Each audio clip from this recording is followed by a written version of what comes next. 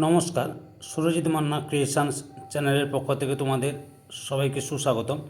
আশা করি তোমরা সকলে ভালো এবং সুস্থ আছো।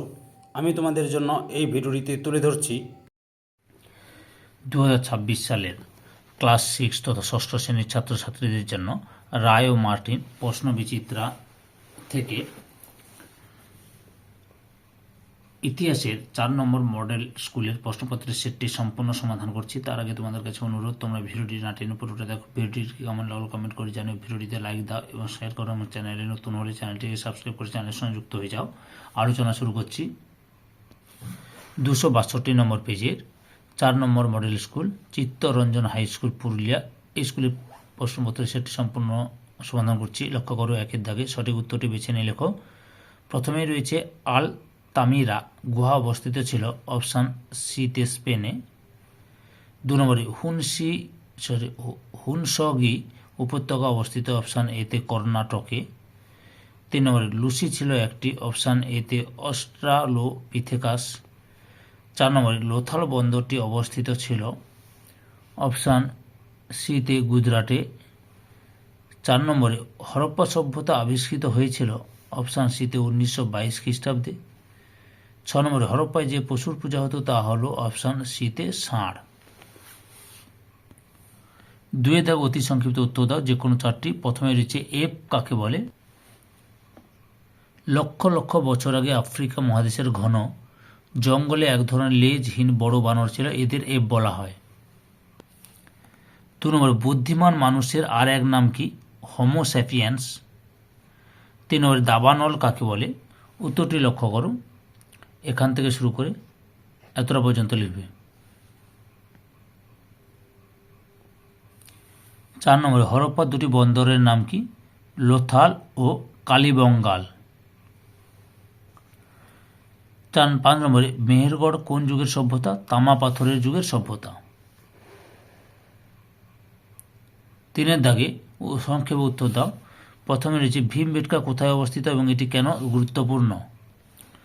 এখান থেকে শুরু করবে।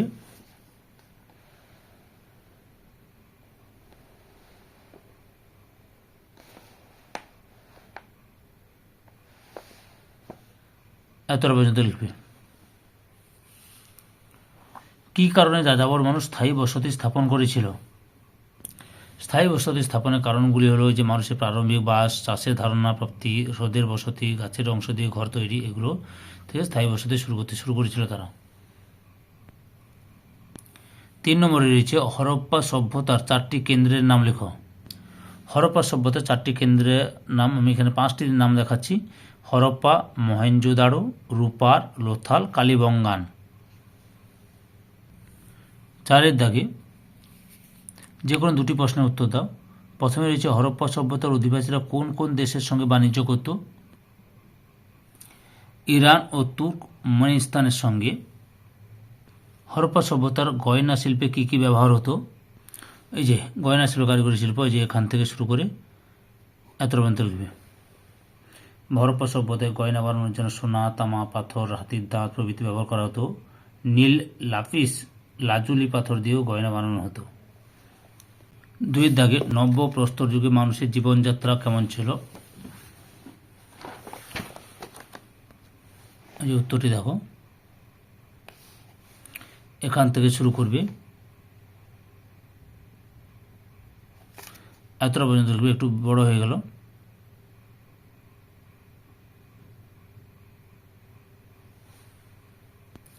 3 নম্বরে কেন আদিম মানুষের চোয়ার ও দাঁতের বদল হয়?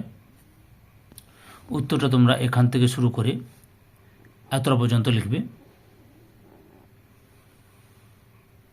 5 দাগে যে কোনো 2টি প্রশ্নের উত্তর দাও। প্রথমে রয়েছে পুরনো পাথরের যুগে মানুষ পাথরকে কিভাবে ব্যবহার করত? উত্তরটি লক্ষ্য করো।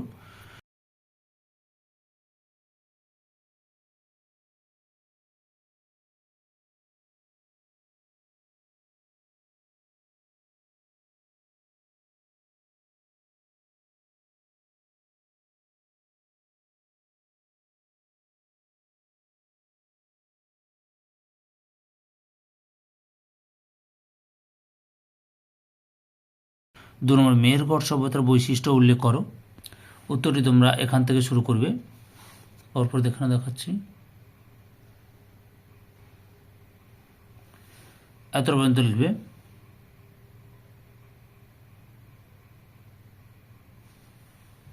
তিন নম্বরে হরপ্পা সভ্যতার বসতি এলাকা কেমন ছিল? উত্তরে তোমরা এখান থেকে শুরু করবে।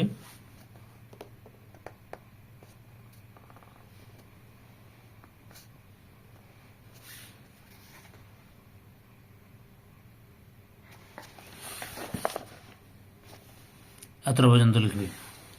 ধৈর্য সহকারে সম্পূর্ণ ভিডিওটি দেখার জন্য তোমাদের সবাইকে অসংখ্য ধন্যবাদ। আজকে এই পর্যন্ত, পরবর্তী ভিডিওতে আবার দেখা হবে। Tata, bye bye.